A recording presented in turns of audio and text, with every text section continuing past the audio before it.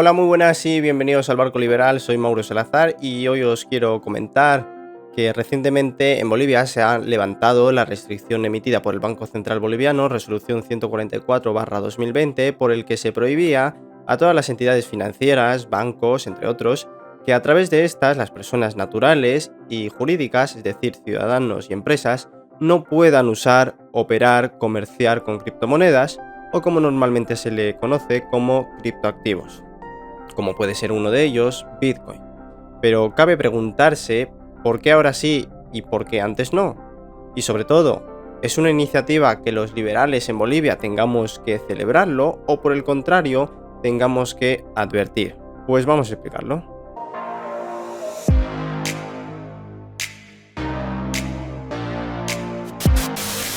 Las criptomonedas tienen beneficios potenciales y los bolivianos deberían tener la libertad de poder utilizarlos sin que el Estado se meta en medio.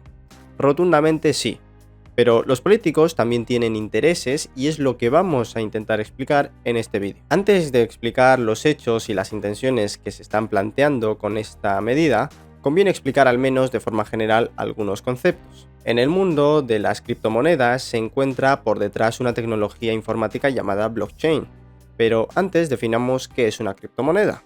Una criptomoneda o criptoactivo es, o más bien pretende ser, una moneda virtual de intercambio en el panorama mundial, es decir, aspira a convertirse en dinero como ya lo está haciendo. En este sentido, lo correcto sería denominarlo como criptoactivo monetario. Las funciones del dinero, que no tienen por qué ser únicamente las que voy a mencionar ahora, pero que en todo caso son las funciones generales con las que se suele clasificar para considerar dinero a una determinada moneda. Al menos son tres funciones que tampoco tienen por qué cumplirse todas al mismo tiempo o en este orden. Primero, que sea medio general de intercambio, que cumpla con ser depósito de valor y que sirva como unidad de cuenta para expresar los precios de todos los productos o servicios en una economía. Y como veremos más adelante, existen criptomonedas que cumplen estas condiciones, como el Bitcoin. Bien, volvamos a la tecnología blockchain. Se trata de un sistema de bloques de cadenas de información en la que se almacena datos en forma de letras y números. Esta información está encriptada o codificada y detrás se hallan registros de hora, lugar, etc. de transacciones, de compras y ventas. Es decir, la blockchain, para que se entienda mejor, funciona como un cuaderno de registro de operaciones. Ahora, ¿quién posee ese cuaderno? Esta es la característica principal de blockchain.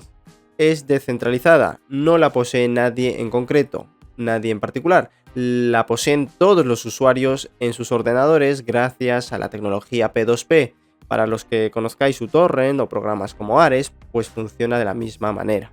Se podría decir que cada uno tiene el cuaderno completo y por lo tanto, si se modifica algo, alguna operación, algún dato, te enfrentas a los millones de usuarios que tienen el cuaderno con una información diferente y entonces no se aceptará la información modificada que alguien podría tener y prevalecerá la verdadera operación, la que todos en mayoría tienen, es decir, se autoverifica para que nadie pueda intervenir. Muy bien, sabiendo esto, en el 2020 el Banco Central de Bolivia comunicó la prohibición de hacer uso de los criptoactivos mediante resolución, obligando a las entidades a rechazar cualquier operación de un cliente que quisiera realizar con las criptomonedas. En agosto de 2023, la diputada Mariela Valdivieso del partido Comunidad Ciudadana, un partido cuestionable que hace de oposición al gobierno actual, junto a un equipo de conocedores del tema, presentaron la Ley 497/2223, por el que se explica y se justifica los beneficios potenciales de las criptomonedas y en especial de Bitcoin. La ley fue aprobada por el legislativo y a la vez la resolución 144 del Banco Central fue solicitada la abrogación en esa misma ley. Ahora lo que se busca es el debate y la revisión en detalle y en grande de dicha ley para desarrollar su regulación, razón por la cual la diputada Mariela se ha estado movilizando por los medios de comunicación para ir promocionando las criptomonedas.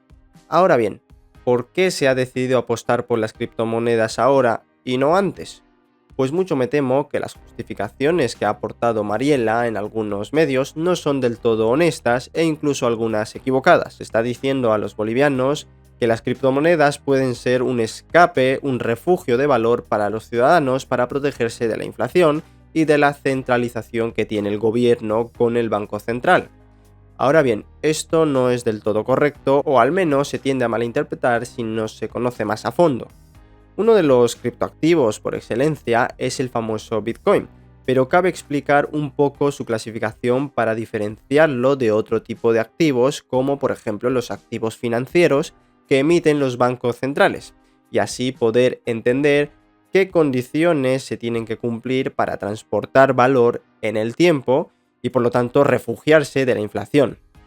El Bitcoin, a diferencia de los activos financieros, es un activo real. Su comparación más directa puede ser el oro.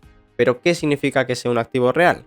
Pues esencialmente que no sea el pasivo de nadie, es decir, que no sea la deuda de nadie. El activo financiero es una deuda que emite el Estado a favor de alguien, que le presta su dinero al Estado a cambio de un interés más el principal de la deuda.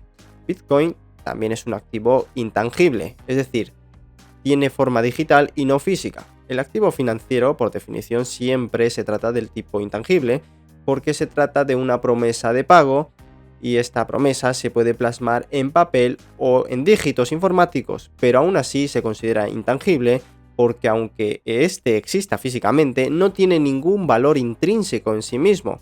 Es decir, por ejemplo, el papel moneda, el papel de Banco Central, no vale intrínsecamente nada. Bitcoin también es un activo de oferta inelástica. Esto quiere decir que su oferta no se incrementa significativamente por cambios en su precio o su demanda, principalmente porque la oferta de Bitcoin viene fijada por defecto en un límite de 21 millones de monedas.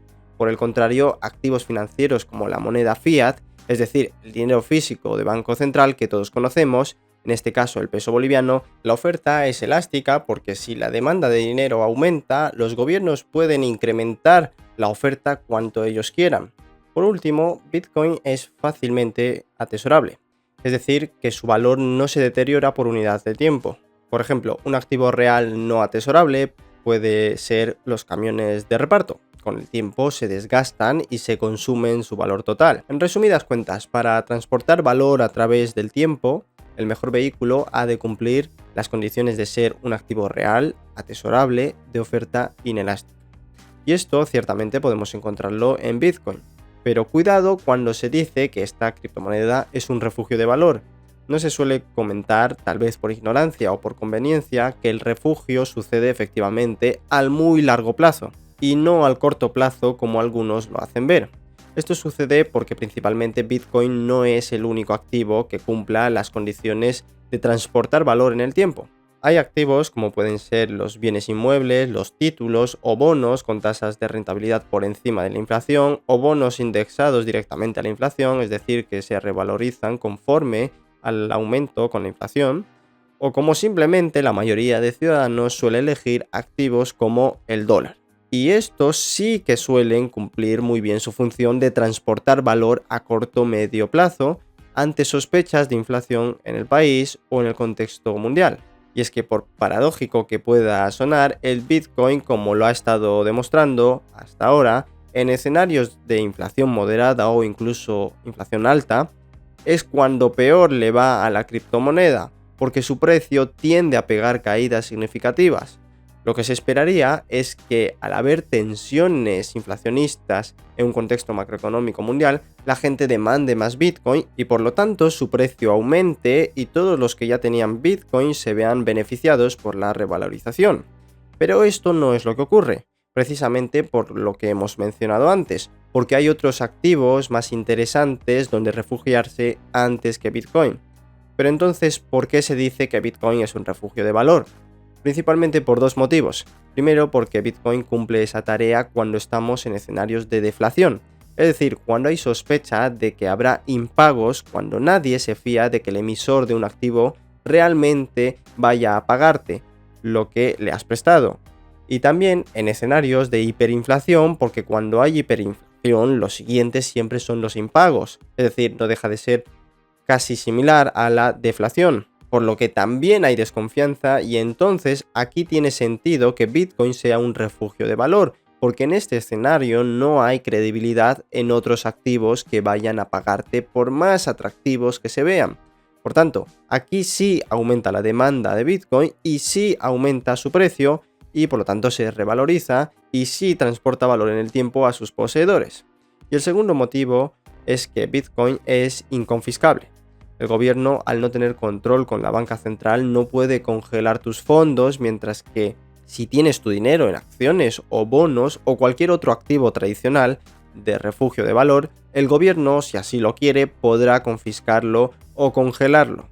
Y con esto introducimos a otro punto que se está vendiendo a los bolivianos, pero cuidado cuando se dice que es inconfiscable. Hay que matizar mejor este concepto. Poseer Bitcoin y realizar operaciones efectivamente es inconfiscable y también anónimo, pero siempre y cuando lo que se esté utilizando sea una wallet o un exchange descentralizada. Pero cuidado que aquí está la trampa. Lo más común ahora mismo en el mercado son las exchanges centralizadas como Binance, Coinbase o Bit2Me. Se dicen que están centralizadas porque la gestión de los activos lo controlan en su totalidad estas empresas. Además, las llaves de acceso a las criptomonedas las tienen ellos y no tú. Es decir, por más que tú hayas comprado criptomonedas con tu dinero, si no tienes las llaves de acceso, por más que te lo digan alto y claro, esas criptomonedas no son tuyas y las puedes perder si la empresa quiebra, o podrían congelar tus fondos si la empresa lo requiere. Las exchanges centralizadas además te pedirán documento de identificación para operar. Aunque la empresa sea extranjera, si el gobierno solicita datos de un usuario, estos pueden dárselo. En este sentido, la ley 497 avisa que ASFI podría sin problemas supervisar e intervenir en las cuentas de los usuarios bolivianos, bien para investigarlos, para congelar o para confiscar sus fondos. Por ejemplo, recientemente Binance ha tenido un conflicto que ha afectado a sus usuarios por incumplir normativa en Estados Unidos. Otro caso más alarmante es el de DBX, acusado de estafa por la CFTC en Estados Unidos, una entidad que se encarga de regular estas actividades, lo que causó que la empresa sufriera una caída estrepitosa, generando pérdidas a todos sus usuarios. Y es que esta ley intenta además promover la creación de exchanges bolivianas a través de instituciones como Halasoft, para tener nuestras propias exchanges, donde los bolivianos puedan invertir con toda la publicidad beneficiosa, aparentemente, que se les está vendiendo, pero que en verdad únicamente sirve para que el gobierno tenga control sobre ello, como puede ser, y lo mencionan en la ley, el cobro de impuestos como una fuente más de ingresos para el Estado. Ciertamente un acto tan inmoral del tamaño de una casa. Invertir en criptomonedas es una inversión que requiere tiempo y sobre todo conocimiento. Aún así se trata de una inversión arriesgada y no es ni justo ni moral que el gobierno, que el Estado te robe una parte del beneficio sin que él haya participado o siquiera te haya ayudado a conseguir algo, y a sabiendas del riesgo que supone operar en estas actividades. Ahora bien, antes nos preguntábamos por qué ahora criptomonedas sí y antes no. ¿Qué es lo que ha cambiado? Bueno, el impuesto es uno de los motivos. Antes de la ley y pese a la resolución 144, ya había bolivianos operando con criptomonedas. Una cosa es que los bancos tengan prohibido autorizar pagos u operaciones de sus clientes en estas actividades, y otra es que haya otras formas por cuenta propia y no de una entidad financiera autorizada y a través de otros medios, por ejemplo, con cuentas en bancos online o en el extranjero, y que se pueda operar con wallets o exchanges descentralizadas y gestionar tú mismo tu propia inversión. De hecho, el gobierno se dio cuenta de flujos de capitales en operaciones con criptomonedas y por ello prohibió con la ley 144/2020, con la excusa de que se puede financiar al terrorismo o lavar dinero, como si el dinero fiat, el papel dinero de los bancos centrales, no fueran los medios por excelencia para tales actividades, debido a que el papel dinero es completamente anónimo. Cuando vas a comprar en el mercado nadie te pide el nombre. Pero es que aún así el Estado boliviano no tiene capacidad de intervenir en estas actividades de criptomonedas, por lo que no les quedó más remedio que permitirlo para al menos robar algo con impuestos sobre los beneficios que generan y que podrán generar los bolivianos. Pero aún hay más. No nos olvidemos que el país actualmente sufre una escasez de dólares. Esto consecuencia de la irresponsabilidad del gobierno de haber malgastado, malutilizado, despilfarrado el dinero en reservas líquidas que tenía Bolivia. Hablando en términos líquidos, se pasó de tener 12.500 millones de divisas en 2014 a menos de 200 millones en 2024, por lo que el gobierno boliviano actualmente está desesperado por recuperar esas divisas. Cuando se dice que Bolivia no tiene dólares o reservas internacionales, no tiene por qué significar que la gente no tenga dólares. Por ejemplo, pese a no haber dólares en el país, las importaciones no han caído considerablemente. Es decir, la gente puede que sí tenga dólares en sus bolsillos. Entonces, aclarémoslo. Si bien la gente puede tener dólares, no se lo quiere entregar al gobierno, porque desconfía de la estabilidad del peso boliviano, por lo que prefieren refugiarse en el dólar y al menos mantener su valor en el futuro, ya que si entregaran sus dólares a cambio de pesos bolivianos, se arriesgan a que el peso boliviano no llegue a valer nada en un futuro, y es decir, su precio tienda a caer como ya lo está haciendo, por el historial de la mala gestión de gobierno. Otro de los intentos de recapturar divisas fue anunciada hace unos meses atrás.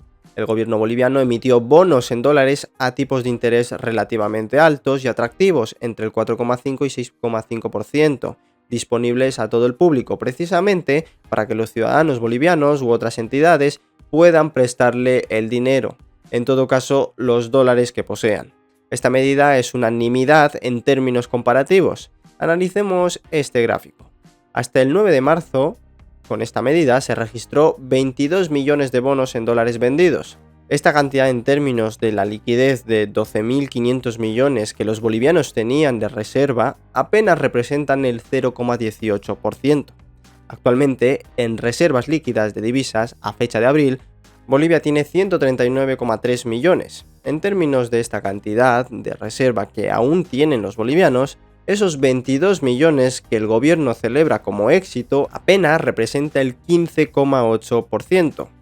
En resumidas cuentas, la aprobación de las criptomonedas les viene perfecto al gobierno, a conveniencia, para que los bolivianos financien al Estado, ya que Comunidad Ciudadana no es el único que impulsa esta medida, sino que también el partido oficialista, vendiéndoles irresponsablemente a los bolivianos que las criptomonedas, que los criptoactivos, como el Bitcoin, son refugios de valor, que ciertamente lo son, pero no como ellos los están promocionando, y además con intereses claros de fiscalizar el dinero de los bolivianos. Esto ya se vio con la ley para fiscalizar TikTok y las plataformas digitales, que sinvergüenzamente no excluyeron a plataformas de estudio o educativos, que paguen todos, o mejor dicho, ya que les robó a unos, pues les robó por igual.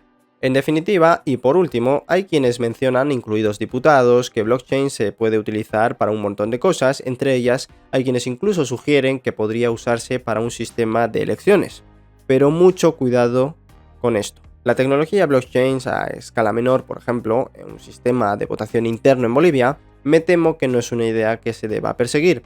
El blockchain a escalas grandes es muy seguro, pero no se puede decir lo mismo a escala menor, debido a que hay un virus conocido coloquialmente como el virus zombie y es utilizado en ataques cibernéticos porque el virus infecta a un montón de ordenadores convirtiéndolos en zombies que hacen únicamente un objetivo predeterminado por el dueño del virus.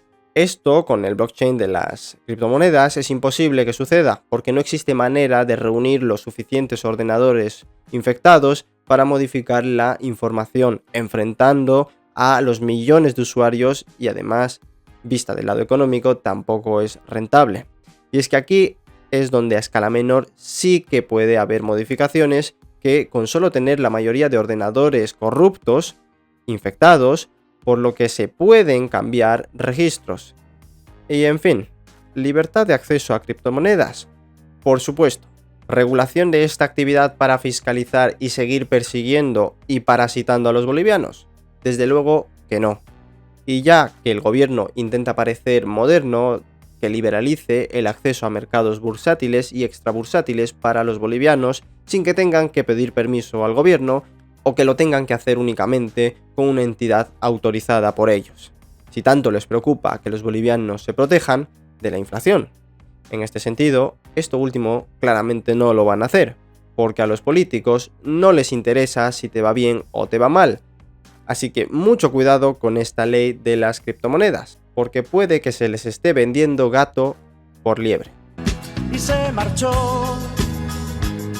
y a su barco le llamó libertad, y en el cielo descubrió gaviotas. estelas en el mar.